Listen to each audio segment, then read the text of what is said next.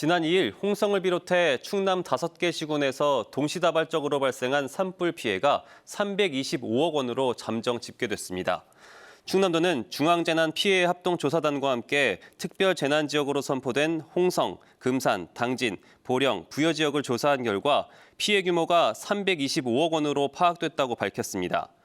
해당 지역에서는 주택 63동이 불에 타 이재민 113명이 생겼고 가축 6만여 마리가 폐사하거나 다쳤으며 불탄 산림은 축구장 2,500개 면적이 넘는 1,700여 헥타르로 조사됐습니다.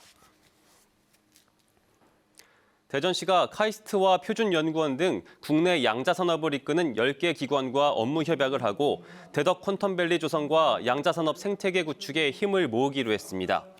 대전시는 이번 협약을 통해 양자컴퓨팅과 양자통신 등 각 기관이 분야별로 추진했던 양자 연구 교류가 활발해지고 양자산업 거점 도시로 도약하는 발판이 마련될 것으로 기대했습니다. 충남도 의원이 자녀 결혼식을 앞두고 불특정 다수에게 모바일 청첩장을 보낸 것으로 알려져 물의를 빚고 있습니다. 해당 도의원은 청첩장을 동료 의원과 당원 등 8천여 명에게 전달한 것으로 전해졌습니다. 해당 도의원은 주로 당원들에게 경조사를 알리기 위해 보냈다며 문제가 될지 몰랐다고 해명했습니다. 충청남도가 내포 신도시의 규모 확대와 정주 여건 개선에 주력하고 있습니다. 충남도는 2030년 내포 신도시 인구가 10만 명을 넘을 것으로 보고 연구 용역을 통해 도시 확장을 위한 틀을 잡고 있고 종합병원 건립 등을 통해 정주 여건도 개선하고 있다고 밝혔습니다. 또 정부의 환경공단 등 13개 공공기관의 내포 이전도 요청했다고 덧붙였습니다.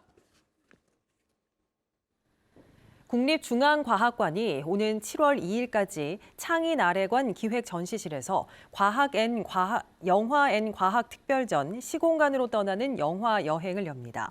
이번 특별전은 영화를 통해 시간과 공간에 대한 과학적 원리를 이해하고 체험하기 위해 기획됐으며 시간과 공간의 과학, 영화로 보는 시공간, 영화 속 시공간 체험 등으로 구성됩니다. 국립대전현충원에 묘소가 없는 독립유공자나 미귀환 국군 포로를 기리는 추모시설이 건립됩니다.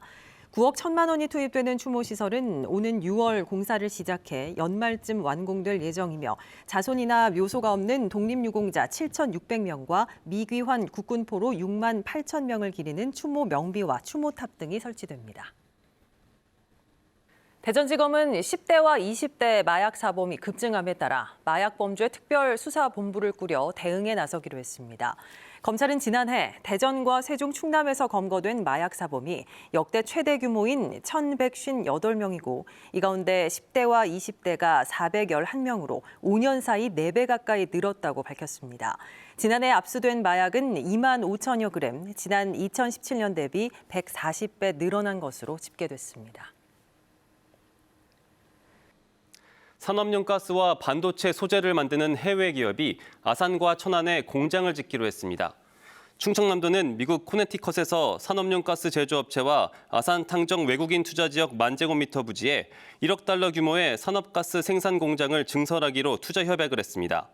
또 뉴욕의 한 반도체 관련 소재 기업과도 천안 외국인 투자 지역 5,000제곱미터 부지에 생산 공장을 증축하기로 협약했습니다. 충남교육청은 4.19 혁명 63주년을 맞아 천안에 있는 충남교육청 학생교육문화원에 지역 출신 혁명 희생자 11명을 기리는 기념비를 설치했습니다. 교육청은 4.19 혁명의 상징성을 고려해 학생 접근이 쉬운 학생교육문화원에 기념비를 세웠다며 민주주의에 대한 열망과 민중의 외침을 기념비에 형상화했다고 설명했습니다. 당진의 대표 축제인 2023 기지시 줄다리기 축제가 개막했습니다. 23일까지 이어지는 이번 축제에서는 길이 100m, 무게 수십 톤에 달하는 줄을 잡아당기는 줄다리기 대회를 비롯해 새끼줄 꼬기 대회와 전통놀이 등이 펼쳐집니다. 당진 기지시 줄다리기는 2015년 유네스코 인류무형문화유산으로 등재됐습니다.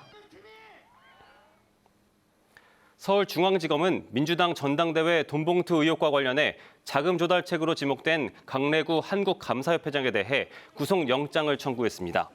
강 협회장은 2020년 수자원공사 임원 재직 당시 발전소 설비 납품 청탁 명목으로 300만 원을 수수한 혐의도 함께 받고 있습니다.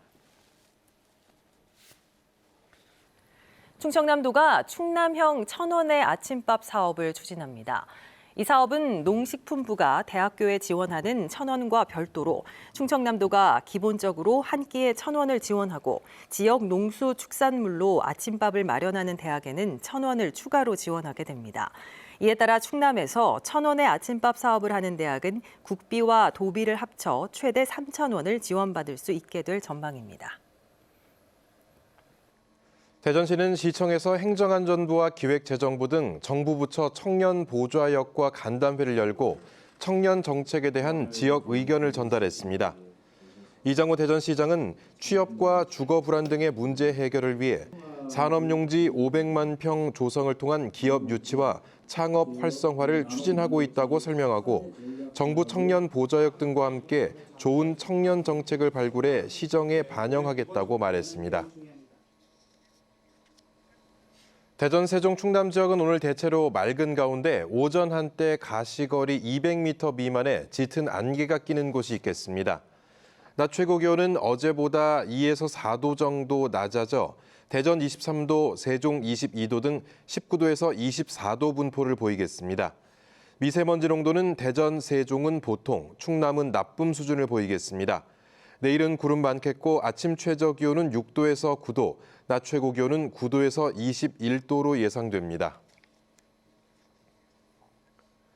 전국과학기술노조 항우연 지부는 정규직 전환 대상자 명단을 누락한 항공우주연구원 관계자를 경찰에 고발했다고 밝혔습니다.